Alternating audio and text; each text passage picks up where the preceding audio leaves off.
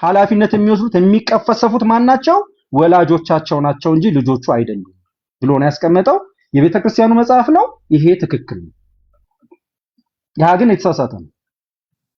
የትኛው? ስለዚህ የኛ አርጊውመንት ወላጆቻችሁ ነው ሳይሆን ቆይ የኛ አርጊውመንት ወላጅ ይሄ ጽሁፍ እናንተ ያነበብከው ጽሁፍ አንድ አይነት ነው እኮ አንድ አይነት ነው። አንድ መጽሐፍ ነው። አሁንማ ተያዘ።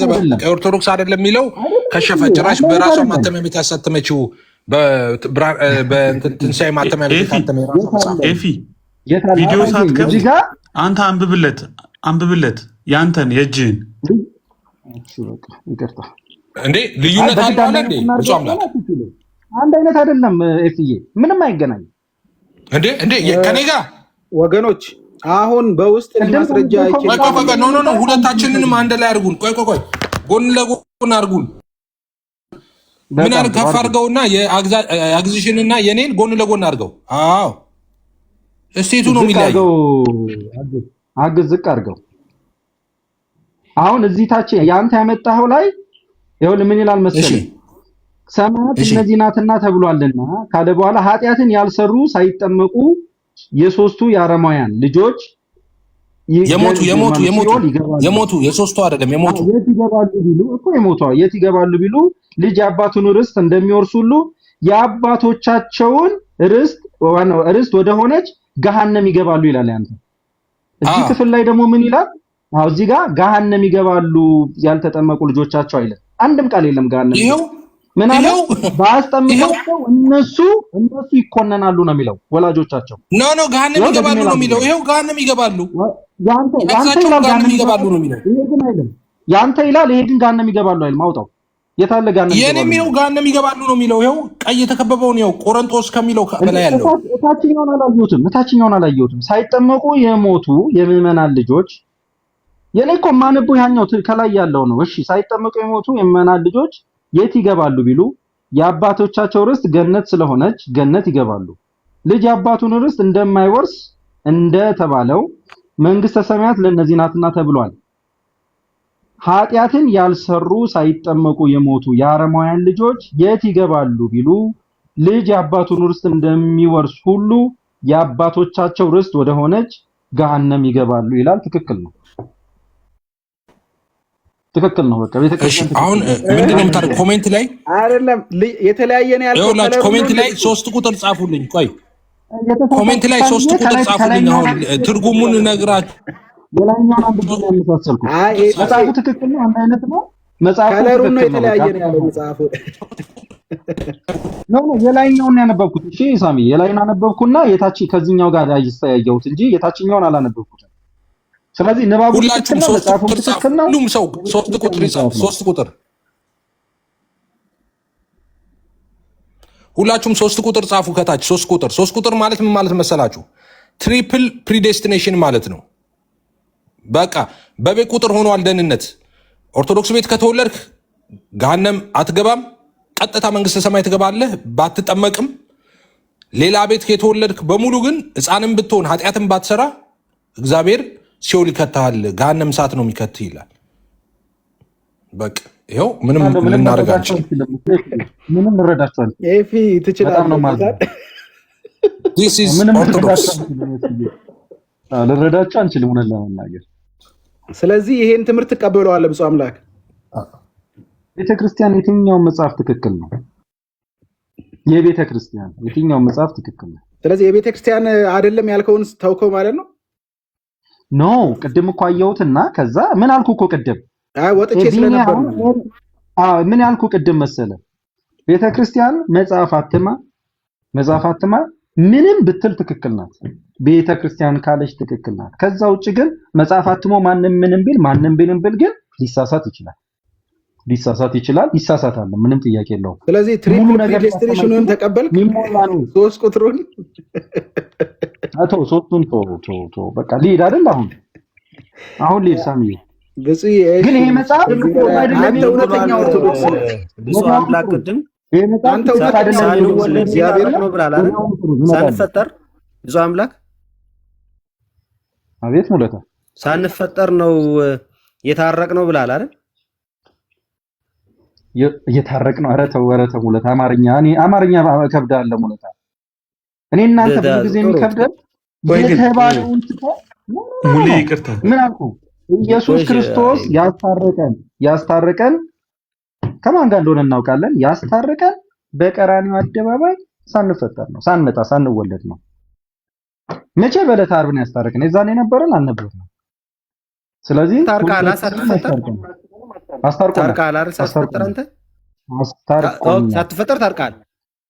አስታርቆኛል እኮ ሳትፈጠር ሙሌ አንዴ ጽሁፉ ላይ የጽሁፉ የትምህርቱ ስህተት ትንሽ ቢብራራ ምኑ ነው ስህተቱ የሚለውን የአግዝ ኦሪጂናሉ የአግዝ ዶክመንት ስለሆነ አግዝ አንዴ ይክፈተውና እሱ ላይ ሪሊ ምንድን ነው ትክክል ያልሆነው ነገር ወይስ ማለት ትንሽ ቢብራራ ብዬ ነው። የተዘጋጀ አንተ አንድ ቪዲዮ ላሳያችሁ እስከዛ ድረስ ማለት ነው። ትንሽ እንትንም ደግሞ በሉ ትንሽ እንትን ያስፈልጋቸዋል። አይ ቲንክ ትንሽ ደግሞ ዘና እንድትሉ አንድ ቪዲዮ ላሳያችሁና ከዛ አንድ ቪዲዮ ላሰማችሁ። አሁን ይሄ ከልደተ ቃል ጋር ዲቤት ባረግን በማግስቱ ኦርቶዶክሶች ቤት ተከፍቶ ጸዲ ቤት የሚነጋገሩት ንግግር ነው። ስሙ።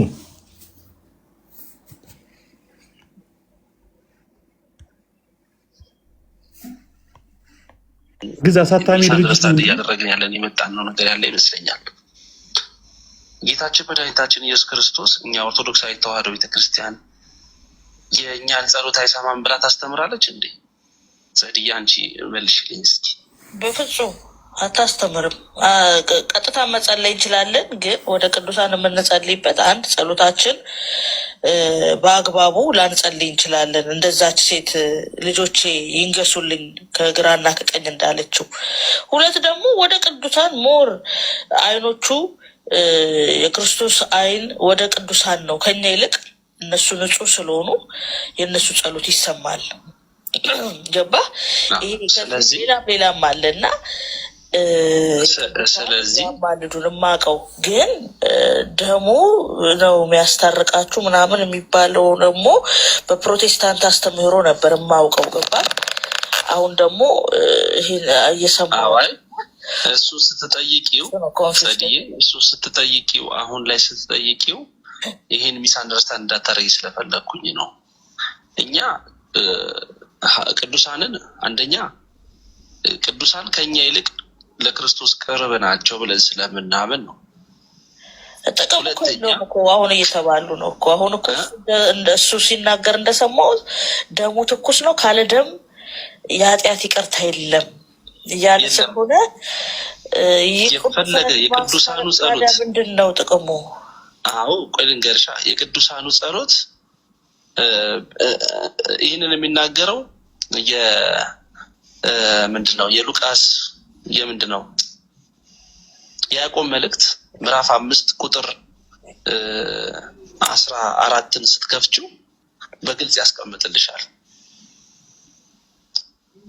የማን ከፍተሽው ይዛችኋል? የያዘ ሰው አለ? ሚኪዬ ምኑን ነው ማየው? እኔ እኮ በቅዱሳን አማላጅነት እኮ አምናለሁ በጣም ግን አሁን ደግሞ ኖ ለአንቺ ሳይሆን የስላልሽ የእነሱ ምን ይጠቅማል ያልሽው ደሞ ከሆነ ነው እኮ ምን ይጠቅማል እኮ እንደ ጥያቄ ነው ያነሳሁት። ጥቅሙን ንገሩኝ። ደሞ ከሆነ ነገር እያስታረቀን ያለው የቅዱሳን ማለት ማን ነው? ደሙ የተለየ ከክርስቶስ የተለየ አይደለም። ወደ ስጋና ደሙ ነው የሚያቀርቡን። ስግለስጋው ደግሞ አቅርባቸው እያሉ ነው የሚለምሉልን አሉ። የእናንተን ደግሞ ሀሳብ ልስማ። ጥቅሙ ምንም ጥያቄ የለውም። ይኸውልሽ ቅዱሳኑ ወደ ስጋው ደሙ እንድንቀርብ ያደርጉናል፣ ይቅርም እንዲደረግልን ያስችሉናል። ገብቶሻል አይደል? እግዚአብሔር ራሱ ክርስቶስ የይቅርታ ባለቤት የሆነው ራሱ ክርስቶስ ይቅር እንዲለን ያስደርጋሉ። ይህንን እሱማ አላሉም እኮ ሰላም ለክ ያላየን። እሱማ ደሙ ነው ይቅር እንዲለን የሚያስደርገን እኮ ነው ያሉት። ሚኪዬ እሱ እኮ ነው እኔ ብቻ ደሙ ነው፣ ቅዱሳን አይደሉም። ደሙ ነው አገላለጻቸው ሊሆን ይችላል እንጂ ቅዱሳኑ በተሰጣቸው ጸጋ የማስታረቅን ስራ ይሰራሉ። የሚያስታርቁስ ደሙ ማለት ደግሞ ክርስቶስ ነው፣ ራሱ ክርስቶስ ነው። ደሙ ከክርስቶስ ጋር ለጥለን የምናየው የምንመለከተው አይደለም፣ ምንም የሚለያይ ስላልሆነ ማለት ነው። ስለዚህ በዛ አንደርስታንዲንግ ብንወስደው ቅድም እንዳልኩሽ ግን ብዙ ክላሪቲ ቢፈልግ እኛ አሁን የተለያየ ሀሳብ የተነጋገርናቸው አለ በራሳችን ቤተክርስቲያናችን እንዲህ ያስረዳል። እሺ አግዚዬ ቀጥልና በኋላ አሰማችኋለሁ። አሁን ካነሱት ማስታረቅ ጋር ከሚለው ጋር ቆንጆ ሀሳብ መጨረሻ ላይ ስለሚያነሱ ነው። አግዚዬ ቀጥል።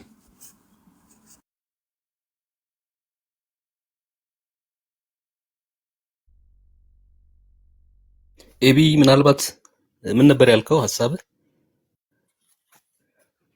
ይብራራ ነበርና ያልከው?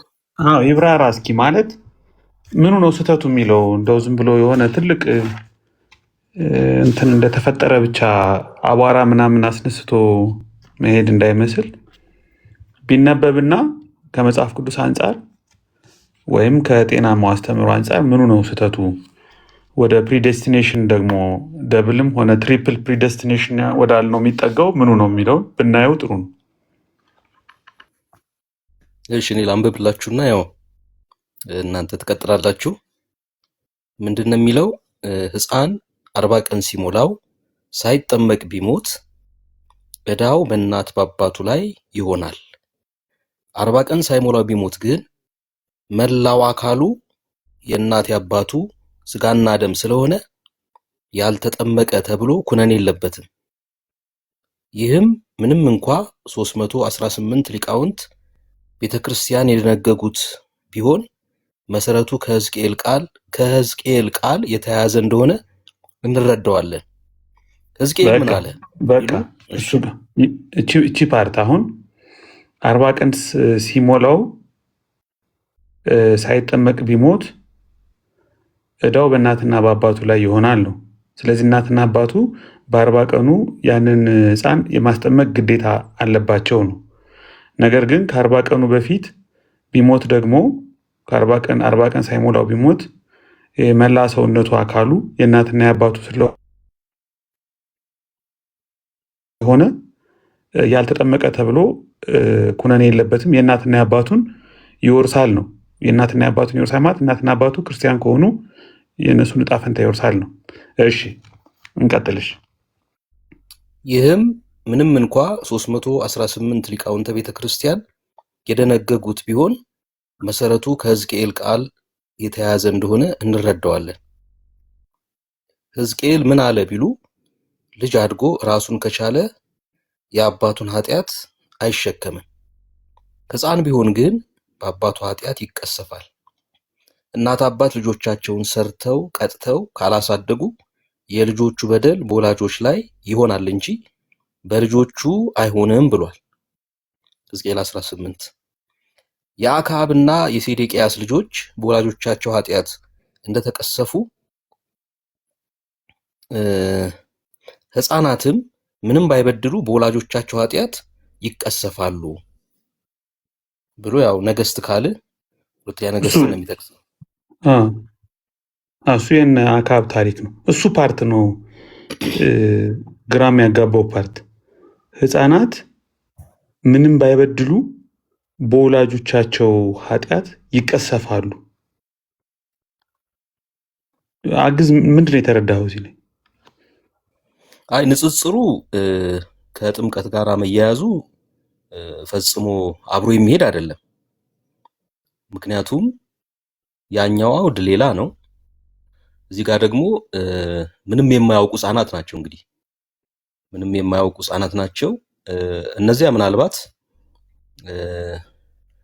የወላጆቻቸው በደል እነሱን ተጠያቂ እንዳደረጋቸው የሚናገር አይነት ስለሚመስል ያንን ወደዚህ ማምጣት ምን ያህል መጽሐፍ ቅዱሳዊ ነው፣ ምን ያህልስ ትክክል ነው የሚለው በደንብ ከታየ ምንም ንጽጽሩ አብሮ የሚሄድ ነው ብዬ አላስብም። ምክንያቱም ህፃናት ለምሳሌ እንደማስታውሰው የህፃናት ጥምቀት ወንድ በ40 ቀን ነው መጠመቅ ያለበት። 40 ቀን ሳይሞላው እንደው ለሞት የሚያደርስ ህመም ወይም ደዌ እንኳን ቢኖረው ከመሙላቱ በፊት መጠመቅ እንደሚችል ሁሉ የሚናገር ህግና ስርዓት አለ በኦርቶዶክስ ቤተክርስቲያን ውስጥ። ስለዚህ እንዲጠመቅ ነው እንትን የሚደረግ፣ ምክንያቱም ካልተጠመቀ አይድንም ተብሎ ስለሚታሰብ ማለት ነው። እና አሁን ንጽጽሩ በራሱ እንደው ነገሩን የህፃናትን ጥምቀት አብሮ ባይሄድም በመጽሐፍ ቅዱስ ጥቅስ ለማስደገፍ ታስቦ የቀረበ ካልሆነ በቀር ንጽጽሩ ምንም አብሮ ሊሄድ የሚችል አይደለም። ምክንያቱም ሰው የሚጠመቀው ራሱን ችሎ ነው። ከወላጆቹ ጋራ የሚያገናኘው ምንም ነገር የለም። ስለዚህ ንጽጽሩ ትክክለኛ አይመስለኝም። በሌላ አውድ የተነገረውን ነገር ከህፃናት ጥምቀት ጋር ለማያያዝ መሞከር እንግዲህ እኔ ሁለት ስህተት ነው የሚታየኝ። አንደኛ እንደዚህ ብሎ ማሰቡ ትክክል አልነበረም። ማለት ህፃን 40 ቀን ሲሞላው ሳይጠመቅ ቢሞት ዕዳው በእናት በአባቱ ላይ ይሆናል የሚለው ምንም መጽሐፍ ቅዱሳዊ መሰረት የሌለው ትምህርት ነው። ይሄ አንድ ስህተት ነው። ይሄን ስህተት ደግሞ በመጽሐፍ ቅዱስ ጥቅስ ለማስደገፍ መሞከር ሌላ ስህተት ነው ስቦ የሚያመጣው። ምክንያቱም የተጠቀሰለት ጥቅስ ከጥምቀት ጋራ ምንም የሚገናኝ ነገር አይደለም። ስለዚህ እንደዚህ አይነት ችግር የሚታይበት ሐሳብ ይመስለኛል። እንግዲህ ይሄ ሁሉ የህፃናትን ጥምቀት መጽሐፍ ቅዱሳዊ ለማድረግ በተለይም ይሄ ከቀን ጋር የተገናኘውን 40 ቀን 80 ቀን የሚለውን መጽሐፍ ቅዱስ አያውቀውም፣ ግን የሆነ መነሻ ሊኖር ይችላል። ለምሳሌ ዘሌዋውያን 12ን በመጥቀስ እንደዚሁም ኩፋሌ ላይ ያለውን ሐሳብ በመጥቀስ ሲያብራሩት ነው የምናውቀው። እና እዚህ ጋር አሁን ምን አይነት ጥያቄ ተነስቶ ያንን ለመመለስ ብለው በዚህ መልክ እንዳብራሩት እንግዲህ ግልጽ አይደለም። ስለዚህ እኔ ሐሳቡና ለሐሳቡ ማስረጃ ተደርጎ የተጠቀሰው ጥቅስ አብሮ የሚሄድ አይደለም። ምክንያቱም የሕዝቅኤል 18ን ሐሳብ ከጥምቀት ጋር እንዴት ነው የምናገናኘው? እና ክፍተቱ እኔ እዚህ ጋር ይመስለኛል። እናንተም ሐሳብ ካላችሁ ጨምሩበት። አግዝ ከታች ያለው ደግሞ ኮቴሽን ቆሮንቶስ አንደኛ ቆሮንቶስ 6:15 ነው የሚለው። አንደኛ ቆሮንቶስ 6:15 ነው። ኤፊ ራሱ ነው ብያለሁ እኮ እኔ። ለኦርቶዶክስ አብሮ አይሄድም የሚባል ጥቅስ የለም። እዛው ላይ ግን አግዝ በጣም የሚያስቅ ጥቅስ ነው። በዚህ አንደኛ ቆሮንቶስ ጋር ኮት የተደረገበት በጣም የሚያስቅ ጥቅስ ቅድም ነግሬ ነበር። ኤፊ ለኦርቶዶክስ አብሮ አይሄድም አይባልም። 7 ሊሆን ይችላል። የጥቅስ ስህተት ይመስለኛል። እስኪ 7ንም ቢሆን እናየዋለን። ግን እኔ ግድ የላችሁ 15 6ንም ሊጠቅሱ ይችላሉ። አይ ልክ ነው። ጥቅሱ አክቹዋሊ ከጉዳዩ ጋር ይሄዳል አይሄድ የሚለው ነገር ያን ያህል ትኩረት የሚሰጥ ነገር አይደለም። ግን እዛ ላይ ከራሳቸው ትምህርት ጋር ራሱ የሚጣላ ልጆቹ ባይጠመቁ ለምሳሌ 40 ቀኑ ቢያልፍ ልጁ ባያስጠምቅ ወላጁ ይቀጣል ከተባለ፣ ስለዚህ ለራሳቸው ቅጣት ፈርተው ነው የሚያስጠምቁት እንጂ ኢንኬዝ ልጁ ባይጠመቅ ልጁ ጋር ምንም ችግር የለም። የአማኝ ልጅ ስለሆነ ከ40 ቀን በፊት ቢሞት ኦልሬዲ ያው የያዘው ስጋና ደም የአባቱ ስለሆነ ነው የሚለው። ይሄ በራሱ ከእግዚአብሔር ቃል አንጻር ሲታይ የአባቱ ስጋና ደም ያዘ የሚባል ነገርም የለም። የአባትህም ስጋና ደምም አይደለም የምትይዘው አፍተሮል። ግን የሚያጠምቁት እነሱ እንዳይቀጡ ፈርተው ነው በዚህ መጽሐፍ መሰረት፣ ወይስ ከዚህ በፊት የራሳቸው ትምህርት እኮ ይጋጫል። የሚያጠምቁት ምንም እንኳን የኃጢአት ተፈጥሮ ያለው ወይ ደግሞ ኦሪጂናል ሲን ያለው ልጅ ነው ብሎ ባያምኑም፣ ግን ክርስቶስ እንዲለብስ ልጅ እንዲሆን መጠመቅ አለበት ለራሱ ልጅ እንዲሆን እንዲድን ብለው አይሉም ወይ? ምንድን ነው አሁን ወላጆች የሚያጠምቁት እንዳይቀጡ ፈርተው ነው እንዴ? እንዴት ነው ነገሩ? ከራሳቸው ትምህርት ጋር ራሱ እስኪ በዚህ ጉዳይ ላይ ሀሳብ ስጡበት። ግን ሙሌ ይቅርታ አግዝ። እኔ አንድ ያልገባኝ ነገር አለ። አሁን እዚህ ክፍል ውስጥ እዚህ የመጨረሻው አረፍት ልጆች በወላጆቻቸው ኃጢአት እንደተቀሰፉ ሕፃናትም ምንም ባይበድሉ በወላጆቻቸው ኃጢአት ይቀሰፋሉ የሚለው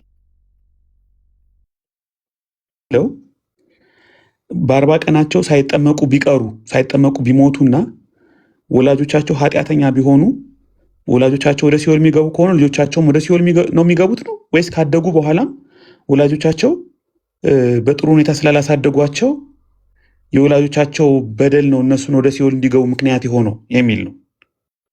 ምንድን ነው ሀሳቡ ውስጥ? አይ ህፃናቶቹ ሳይጠመቁ ከሞቱ እኮ ነው የሞቱ ምዕመናን ልጆች ሳይጠመቁ ቢሞቱ የት ይገባሉ ነው። ከዛ ደግሞ ያላመኑ ልጆችም ደግሞ ሳይጠመቁ ከሞቱ የት ይገባሉ ነው። ህፃናቶቹ ሲሞቱ ነው በቀጥታ የሚያያዘው። እና ያመነ ሰው ልጅ ከሆነ ባይጠመቅም የአባቱ ርስት ስለሆነ በጣም እኮ ፈኒ ነው። የአባቱ ርስት ስለሆነ እዛ ይገባል። ደግሞ ያላመነ ከሆነ የአባቱ ርስት ሲኦል ስለሆነ ያው እዛው ሲኦል ይገባል ነው። እና ምንሽር ነው ጠመንጃ ነው ምንድን ነው መንግስተ ሰማይና ገሃነም which is funny በጣም ሳሚ ምናልባት ይሄ ጥቅሱ አንደኛ ቆሮንቶስ ምዕራፍ 6 የሚለው ምዕራፍ 7 ነው። እንየው 7 ነው። ሰው እርግጠኛውን አትናገር አለ ልጆቻችሁ። ኦኬ አግዝነ እንዴ እኔ ፌዝ መስሎኝ ነው። እሺ አለ ልጆቻችሁ ወይም ልጆቻቸው ርኩሳን ናቸው የሚለው አለ አይደለ? ያገባ ሚስት በልጆቹ እሱን ክፍል ነው ግዕዙ ማለት ይሄ ንባቡ ወደዛ ነው የሚያመለክተው። ግን ጥቅሱ የተጻፈው ስህተት ነው። አንደኛ ቆሮንቶስ 6 የሚለው 7 ተብሎ ያው መታረም አለበት። ታይፒንግ ኤረር ነው። ለምን እዛ ጋር የተቀመጠው ጥቅስ ያንን ስለሚናገር ይሰማል። አግዜ ይቅርታ ማለት ላይ ስለገባው ይሰማል።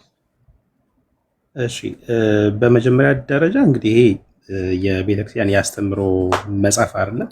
ቆይ ግን እኛ ሐሳባችንን ጨርስን። ኤቢ ምናልባት ሐሳብህን አይ እናንተ አሁን ፕሬዘንት ስታደርጉ ወደ አንተ እንመጣለን። ቤተክርስቲያን ይሄንን እንደ አስተምሮ ቆይ ጨርስ የምታስተምርበት መጽሐፍ አድርጋችሁ ስለ መጽሐፉ ለነገርና ለምን እንደታተመ በማን እንደታተመ አሳብ ፈልጌ ነውና በኋላ ትነግረናለህ። እሺ ቀጥል። በኋላ ትነግረናለህ ማለት ኤቢ ሐሳቡን ይጨርስና ልክ ነው እንጨርስና ፌዝ ሐሳቡም ላይ መጽሐፉም ላይ ኮሜንት አደርጋለሁ። ችግር የለም። አይ ቲንክ ይሄ የመጀመሪያው አንቀጽ ሳይጠመቁ ስለሚሞቱ ህፃናት የሚለው አንቀጽ በጣም እርስ በርሱ የሚጣረስ ነገር ያለበት ይመስለኛል። ግን እሱን እንዝለለውና ሳይጠመቁ የሞቱ የት ይገባሉ ቢሉ ቀጥሎ ያለው ማለት ነው የአባቶቻችን ርስት ገነት ስለሆነች ገነት ይገባሉ። ባይጠመቁም ከ40 ቀን በፊት ማለት ነው ሳይጠመቁ ቢሞቱ የአማኝ ልጆች ስለሆኑ ወደ መንግስት ሰማያት ይገባሉ ነው፣ ወደ ገነት ይገባሉ። ልጅ የአባቱን ርስት እንደሚወርስ ላይ እንደተባለው ነው እንደሚወርስ ልክ ነኝ። ላይ እንደተባለው ሰማያት ለእነዚህ ናት ተብሏልና ማቴዎስ 14 ቁጥር 14 መሰለኝ 19 ቁጥር 14 እሺ ኃጢአትን ያልሰሩ ያችን ድንጋይ ብታመጣ ታግዝ። ድንጋይ እኮ ከጫንኩባት አይታይም ብያለሁ። ባይዘው ኤቢሻ የላይኛውም ጥቅስ አንድ አይደለም እየተባለ ነው። በውስጥ ገድሉን የሚያቅሰው አሁን ቆንጆ ነው። አግዝ ኤርሚ በውስጥ ደውሎልኝ ነበርና ጥቅሶቹ በፍጹም አብሮ መሄዱ አይደለም እያለኝ ነው ራሱ ኤርሚ ተናገር እውነቱን። ወይ ጉድ እሱ ካለ በቃ እሺ እኔ ነግሬያቸዋለሁ እኮ እነሱ ጋር ለመስቀስ እንግዲህ የእኛን መጽሐፍ እናንተ ነው። ችግር የለም። አግዝ ትንሽ ራቅ አርጋት ካሜራዋን ልጨርስ። ቆይ አንዴ እንዴ የእኛን የሉተርን መጽሐፍ ስትፈተፍቱ አይደል እንዴ የምትውሉ ያልሰሩ ሚዩት አርጋ እንዴ። ቆይ እሺ ልጅ የአባቱን ርስት እንደሚወርስ ላይ እንደተባለው መንግስተ ሰማያት ለእነዚህ ናት ተብሏል። ማቴዎስ 19:14 ኃጢአትን ያልሰሩ ሳይጠመቁ የሞቱ የአረማውያን ልጆችሳ ኃጢአትን ያልሰሩ ሳይጠመቁ የሞቱ ህፃናት ማለት ነው። የአረማውያን ልጆችሳ የት ይገባሉ ቢሉ እንግዲህ እነዚህ ልጆች አንደኛ ኃጢአት አልሰሩም። የእነሱ እንትን ከአረማውያን አማኝ ካልሆኑ ቤተሰቦች መወለዳቸው ብቻ ነው። ልጆችሳ የት ይገባሉ ቢባል ልጅ የአባቱን ርስት እንደሚወርስ ሁሉ የአባቶቻቸውን ርስት ወደ ሆነች ወደ ገሃነም ይገባሉ። ኦ ማይ ጋድ በስማ ይሄ በጣም ዘግናኝ ነው። ብዙን ቀጥልበት እስኪ። ከዛ በፊት ግን የአባቶቻቸው ርስት ገነት ብለው የሚሉት ትልቆቹ ራሱ ገነት መግባታቸው መቼ አረጋገጡ? መቼ ርስት እንዳላቸው አወቁና በስራ አይደል ድህነት የሚሉት መጨረሻ አይደል እንዴ ገና መግባታቸው መቼ ታወቀ? አሁን እኮ መስቀለኛ ያነሳው ነበረ። ፊዚካል እኮ ነው ግን ይሄ ጥያቄ ጥያቄማ ብዙ ጥያቄ አለ እኮ ብዙ ጥያቄ ያስነሳል። ግን አትሊስት ገጸ ንባቡ ሰውዬ ራሱ መቼ እርግጠኛ ሆነ? ቆይ እሱ ሳይድን ገነት እሱ ራሱ ሳይገባ መግባቱ ሳይታወቅ ርስት አለው በሰማይ አለ። ይሄንን ካመኑ እኮ ባይዘው ዌልካም እኮ አንድ ትልቅ ነገር እኮ ነው። ትልቁ ሰውዬ ሳይገባ ለልጁ ቀብድ ይሰጡታል። ቆይ መጀመሪያ እኔ እኮ ግራ ሙሌ ምን መሰለህ፣ መጀመሪያ ገጸ ንባቡ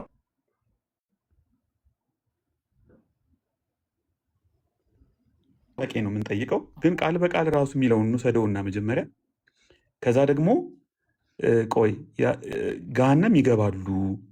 ለምንድን ነው ገሃነም የሚገቡት?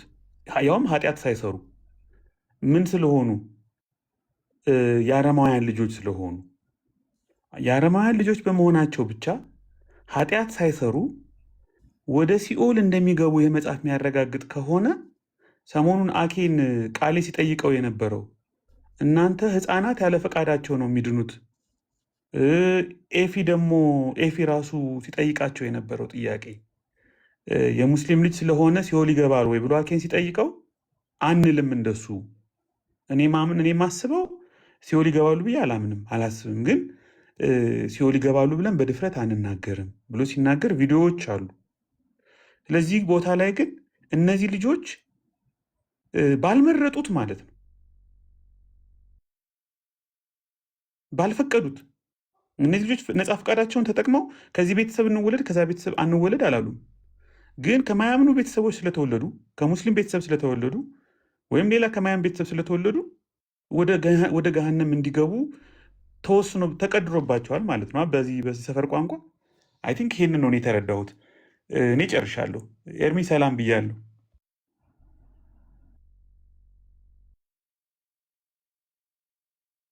እሺ እኔ ልቀጥል። አልተመቸውም መሰለኝ። እንዴት ናችሁ? ሰላም ለእናንተ የሆነ ወንድሞች። ኤርሚ የማይመች ቦታ ስለሆነ ቅድሚያ ስጡት። እሺ ቴንክ ዩ። እየሰማሁ ነበር። ከልጆቼ ጋር ሆኜ ጫጫታ ላይ ነኝ ያለሁት። ግን የተጠቀሱ ጥቅሶች ወላጆች ማነው ልጆች በወላጆቻቸው ኃጢአት ይሞታሉ ብለው የጠቀሱት ብሉይ ኪዳን ላይ የጠቀሱት ጥቅስ አንደኛው ትክክል ነው፣ ሁለተኛው ግን የተሳሳተ ነው። አሁን ሁላችሁም ይህን ክፍል ይዩት።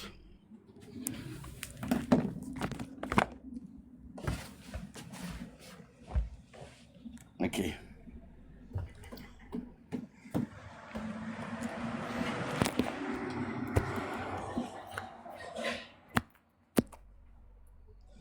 እሺ ቅድም ወንድሜ ዲያቆና ጊዜ ገብቶ ስለተናገረ ጥሩ። ግን የቤተክርስቲያን መጽሐፍ አይደለም የተባለ የቤተክርስቲያን መጽሐፍት ነው። መርሐ ጽድቅ ባለ ሃይማኖት ይጠቀስ የነበረ የቤተክርስቲያን መጽሐፍት ነው።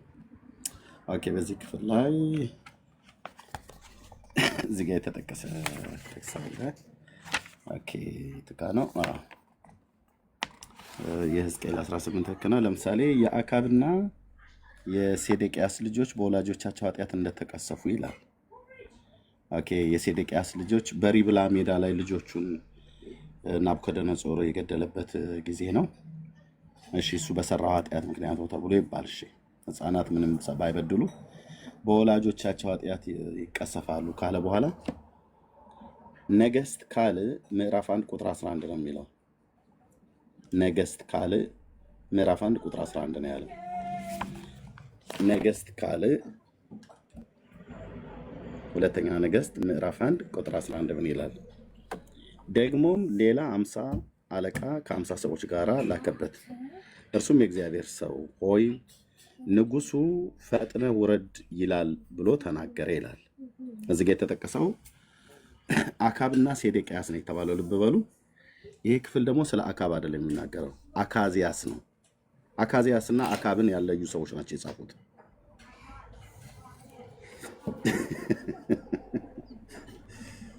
በአንድምታ ካላገናኙት በስተቀር ደግሞ በፍጹም አይገናኙም። አንድምታንም አውቃለሁ ብሎ የሚል ሰው ካለ ይምጣ። ዚስ ኢዝ ኦርቶዶክስ የምትለዋን ብትደግምልኝ። ላውራ አንዴ ላውራ። ሚዩት አድርገው ሚዩት አድርገው። ቆይ ፌዛ አንዴ እንዴ ቆይ እናንተ መጽሐፍ ቅዱስ ስታቦኩት እንኳን ምን እንላለን? የአባቶቻችሁ ውሸት እኮ ተነግሯል። ሚዩት አድርገው። ሰው እያወራ አይባልም። ስለዚህ ምንድነው ብሎ የሚለው እዚህ ጋር የአካብና ይላል። ኦኬ የአካብና የሴዴቅያስ ብሎ ይላል። ሴዴቅያስ የይሁዳው ንጉስ፣ አካብም ያው የእስራኤል ንጉስ የነበረው ነው። ኦኬ በልጆቻቸው ኃጢአት በወላጆቻቸው ኃጢአት ይሞታሉ ብሎ ግን የጠቀሱልን ጥቅስ ያን ማነው? ነገሥት ካልዕ ምዕራፍ 1 ቁጥር 11 ነው። ነገሥት ካልዕ ምዕራፍ 1 ቁጥር 11 ቢናገረው አካዚያስ የላካቸው ያኔ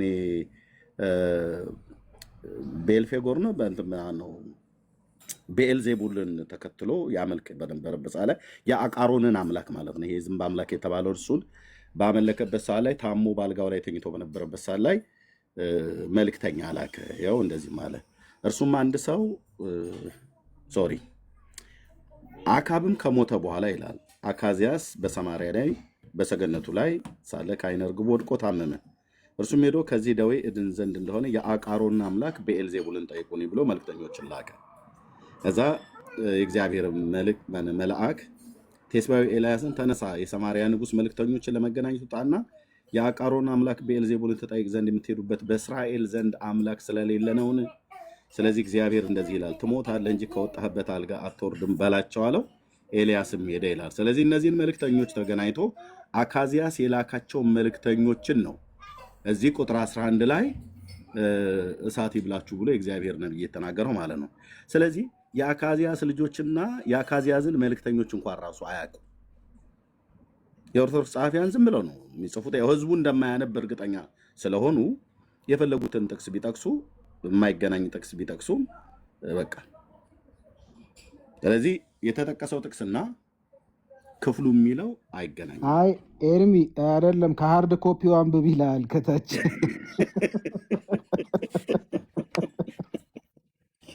እሺ እኔ እዚህ ጋር ላብቃ። ኤርሚ እዚህ ጋር በሃርድ ኮፒ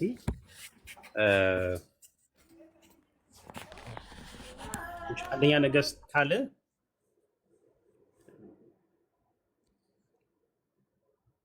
ምዕራፍ 25 እስቲ አንደኛ ነገሥት አይደለም ብሎ የሚለው ክፍሉ አባቶች እዚህ ጋር የጻፉት ሁለተኛ ነገሥት ነው። የሁለተኛ ነገሥቱማ ልክ ነው። ፌዝ የሁለተኛ ነገሥቱ እኮ አይደለም ስህተት ነው የተባለው። ኖ የምዕራፍ 25 አይደለም። የምዕራፍ 25ቱማ ልክ ነው። እሱማ ትክክል ነው። ሴዴቅያስ ትክክል ነው። አሁን የኔ ጥያቄ ምን መሰለህ? እሺ ቆይ እሱ ጋር አይደለም አሁን ስለ ጥቅሱ ምናምን ነገር አይደለም። አሁን አንደኛ ይሄ የቤተክርስቲያን የአስተምሮ መጽሐፍ አይደለም፣ የአንድ ግለሰብ መጽሐፍ ነው። ኦኬ ሲጀምር ይሄ ኢቨን የአንድ ግለሰብ አይደለም የምንጠቀመው አይደለም። የአንድ ግለሰብ አይደለም። ሀሳቤ የአንድ ግለሰብ አይደለም። የቤተክርስቲያን አስተማሪ የሚሆን ጥያቄ መጀመሪያ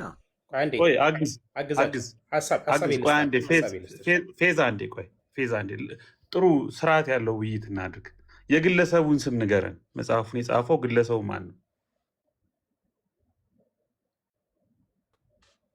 ቅድም ቀረበ አይደለ? ማን ነው ግለሰቡ?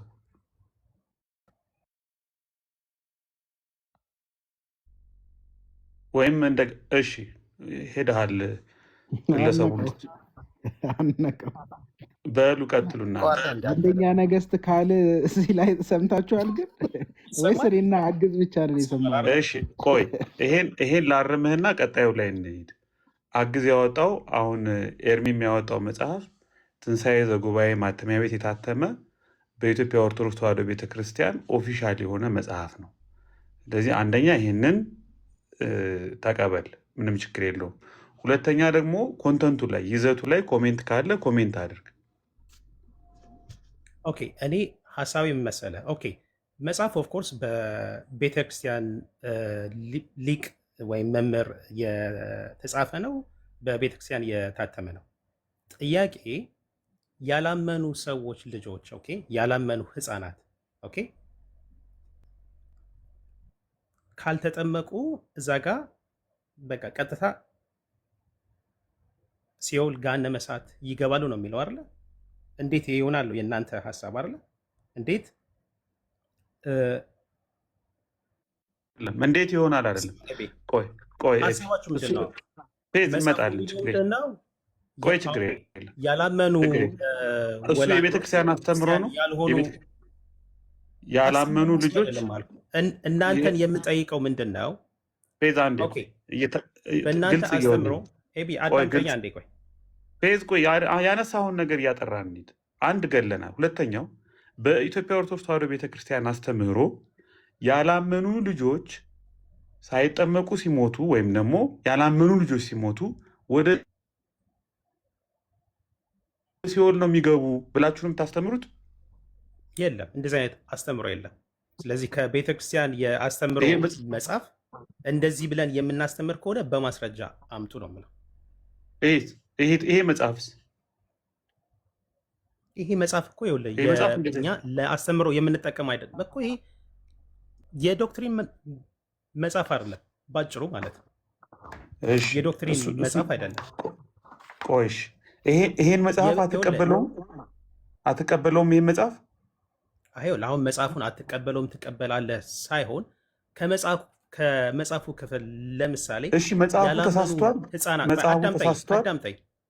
ለምሳሌ አሁን ይሄ የቤተክርስቲያን አስተምሮ አይደለም፣ እንደዚህ አይነት አስተምሮ የለም በቤተክርስቲያን። ስለዚህ መጽሐፉ ተሳስቷል። ህፃናት አዳምጠኛ፣ ቆይ ኤቢ ስህተት አለው ነው የምለው። ይሄ የቤተክርስቲያን አስተምሮ ከሆነ አዳምጠኛ፣ የቤተክርስቲያን አስተምሮ መጽሐፍ አይደለም። መጽሐፉ ገብቶኛል። ይሄ የኢትዮጵያ ዶክትሪን ለማስተማር የምንጠቀምበት አይደለም። ጥያቄ ግን መጽሐፉን ልቀበለው። አንዴ ኤቢ አዳምጠኛ፣ አንዴ ሀሳቤን ልስጥ እንጂ አንዴ ፕሊዝ፣ ሀሳቤን ልስጥ መጽሐፉ የቤተክርስቲያን ነው የሚለውን ተቀበልኩኝ። በስነ ስርዓት እያወራን ነው። ፌዝ ሀሳብህን በደንብ ትሰጣለህ፣ ችግር የለም። እኛ ቤት እንደምታውቀው ሚዩት አትደረግም። ሀሳብን ሳጨርስ አትወርድም። ረጋ ብለን ነው የምትናገረው። ፖለቲካ አይሰራብህም። ሚስ ሪፕሬዘንት አትደረግም። በዚህ እኔ ቃል እገባልሃለሁ። እንደዛ ቢሆን እኔ ጥዬ እወርዳለሁ። አሁን እኔ እያልኩ ያለሁት አቋሞቼን ልክ እንዳሁኑ አጠራ አጠራ አድርገህ መናገር ጥሩ ነው። አንደኛ ይሄ መጽሐፍ ተሳስቷል ብለሃል። ሁለተኛ የቤተ ክርስቲያኗ መጽሐፍ ተሳስቷል አላልኩኝም። ኤቢዬ እናንተም ይሄን ክፍል ነው መጽሐፉ ሳይሆን ከመጽሐፉ አሁን የተነበበው ላይ ምክንያቱም ሙሉ መጽሐፉን ስላናነበብኩኝ ማለት ነው። ኦኬ የቤተክርስቲያን ሊቅ ወይም የቤተክርስቲያን መምህር የሆነ የጻፈው ነው። አዎ በቤተክርስቲያን ታትሟል። አዎ ይሄ ግን የቤተክርስቲያን አስተምሮ አይደለም። ያላመኑ ህፃናት ሲኦል ይገባሉ የሚል በእኛ ቤተክርስቲያን አስተምሮ የለም ነው የምለው። እዚህ ክፍል ላይ ስህተት ላስተምሮ ካልተጻፈ ለምን የተጻፈው የመጽሐፍ ያስተምሮ መጽሐፍ አይደለም እኮ አልኩህ። የኛ አይደለም ምን ማለት ነው? የዶክትሪን መጽሐፍ ማስ የኢትዮጵያ አይደለም። ኤርሚ ማዳመጥ አለበት። ያስተምሮ መጽሐፍኛ ችግርህ ተከታታይ የምታወራው እኔ ሳወራ ለአለማስወራት ተከታታይ ታወራለህ። እንዲህ አይነት ልማድ አለ አውቃለሁ። ምክንያቱም ቀጥዬ የማመጣብህን ነገር ስለማችለው ማለት ነው። ከቻልክ ግን ችግር የለውም ቀጥል። መጽሐፍ ቅዱስ ዶክትሪናዊ አስተምሮታችሁ ነው አይደለም? ስላሴ ነው። ይኸው እያሳየው ማውጫው ላይ ስላሴ ዶክትሪናዊ ያስተምሮ መጽሐፍ ምን ማለት ነው ግን? አድምጠኝ። ስላሴ አንተ ማዳመጥ አለብህ። እንደዚህ እኮ አይደለም፣ ማዳመጥ አለብህ። እኔ ለጠየኩት ጥያቄ መልስልኝ። አላደምጥህም አላልኩም። ጥያቄን ከመመለስ በፊት የኢትዮጵያ ኦርቶዶክስ ተዋሕዶ ቤተክርስቲያን አምልኮት፣ ስርዓት፣ የውጭ ግንኙነት በቃ የኢትዮጵያ ኦርቶዶክስ ተዋሕዶ ቤተክርስቲያን አምልኮቷን፣ ስርዓቷን የሚገልጽ ዶክመንትድ የሆነ ፋይል አለ። ከዛ ነው የምጠቅስልኝ እንጂ አንድ መምህር የጻፈው ማን ነው? መምህር ይሄን መጽሐፍ የጻፈው እኮ አልተናገርክም። የቤተክርስቲያን መምህር ነው እኮ። ማን ነው ስሙ? ማን ነው በላቸው? አየለ ማንም ሊሆን ይችላል እኮ አልኩ እኮ። አይ ማንም ሊሆን ይችላል አይደለም። ሰውየውን ከጠቀስክ ተናገረኛ። ሊቀ መዘምራን ቤተክርስቲያኒቱ ድፋባቸው ነው በላቸው ነው ብላ እስካልጻፈች ድረስ እኛ ቤተክርስቲያኒቱ እንደጻፈች ነው የምናውቀው። አንተ አንድ ሰውዬ ነው የጻፈው ብለህ ትላለህ። የቤተክርስቲያን መምህር የጻፈው አይደለ? በአስመራ እኮ ነው የሚለው። እንደውም እኮ አይልም። የመጀመሪያው እትም ይሄማስ አይደል? ይሄማስ አይደለም። ይሄ ለሶስተኛ ጊዜ የታተመው ነው። የመጀመሪያው ለሁለተኛና ለሶስተኛ ጊዜ የታተመው ነው እኮ። ማን የጻፈው? ቤተክርስቲያኒቱ አታምንበትም ማለት ነው። የመጀመሪያው መጽሐፍ በ1969 የተጻፈው በኤርትራ ነው የተጻፈው። ዶክትሪናዊ ትምህርት አይደለም ብሎ ያለው ልብ በሉ። ዶክትሪናዊ ትምህርት አይደለም ብለህ ያልከው ለማምለጥ ጥያቄ እኮ ምን መሰለህ ኤርሚያስ፣ አዳምጠኝ። ጥያቄ መጽሐፉ የቤተ ክርስቲያን ነው። እዚህ ክፍል ላይ ግን ስህተት ነው። የቤተ ክርስቲያን አስተምሮ አይደለም እኮ ነው የምልህ። እሺ ልማድ አለ፣ ሚዩት መደረግ ልማድ አለው። ሚዩት አድርጉት። እንደዚህ አይነት ይታወቃል። እየተደማመጥክ በተራ አውራ። ዶክትሪናዊ ትምህርት አይደለም ብለህ ያልከው ስላሴ ዶክትሪናዊ ትምህርታችሁ ነው አይደለም እያልኩ ነው እያልኩኝ ያለሁት ይሄ የዶክትሪን ወይም ለአስተምሮ ቤተክርስቲያን የምትጠቀመው መጽሐፍ አይደለም። የጠየቁን መልስልኝ ነው ያልኩት። ስላሴ የዶክትሪን መጽሐፍ አይደለም። ይኸውላችሁ እንደዚህ አይነት ምን ማለት ነው? ስላሴ ማለት ምን አይነት ሰው ጥያቄ ምንድን ነው? ዛሬም ያልተማርክ ሰው ማለት ነው። ዛሬም በቃ ያልተማርክ እንዱ ዝም ብለህ በየሄድክበት መሳደብን ቀጥል፣ ትንከራተታለህ። የጠየቁን ጥያቄ ስማኝ። ስላሴ ዶክትሪናዊ ትምህርታችሁ ነው አይደለም? ነው። አለቅ ሚስጥረ ስጋዌ ዶክትሪናዊ ትምህርታችሁ ነው አይደለም? ነው። ዶግማ አስለፈልፋለሁ እንደዚህ ማለት ነው። ትንሣኤ ሙታን ዶክትሪናዊ ትምህርታችሁ ነው አይደለም? ነው። ኦኬ። ታዲያ ይህ መጽሐፍ የተጻፈው ለህፃናት መጫወቻ ነው ወይስ ለትምህርት ነው የተጻፈው? አንድ የቤተ ክርስቲያን መምህር የጠየቁ መልስልኝ። እሱን አልነገርከንም። አየለ ነው በላቸው ነው አላልከንም። ጸሐፊውን ቤተክርስቲያኒቶች የጻፈችው እነዚህ መጽሐፍቶች ይሄ ትምህርት ስላሴ፣ ሚስጥረ ስጋዌ፣ ሚስጥረ ሙታን በየትኛውም ቦታ ለዶክትሪን አስተምሮ ይሄ መጽሐፍ የተጻፈበት ለትምህርት ነው ወይስ ለህፃናት ማጫወቻ ነው የተጻፈው? አንድ የቤተ ክርስቲያን መምህር ኦኬ፣ የመጀመሪያው በአስመራ የጻፈው ነው። አልጠቀስክልኝም። ማን እንደሆነ ለትምህርት ነው እንጂ